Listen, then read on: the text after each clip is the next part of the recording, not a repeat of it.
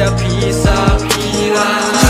baik jar pislap nei pajong pi ilalap kalat ya pi yang aban ben ya klat ringkat jingjau umat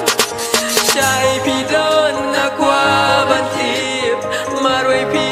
ngos ngau kenja wala kum ni baik pi ja ban klet ya pi dalile ngamla sapira ba ye jonga sha e pi don menta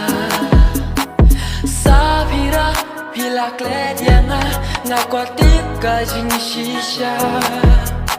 labun kisngi pi ja sha e ya nga phim kin mau shu balai yanga phim snow sen e jing pai donut nga yakin du jar pi ja sha e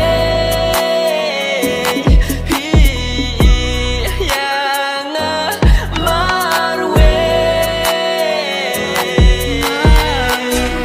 bidang it yang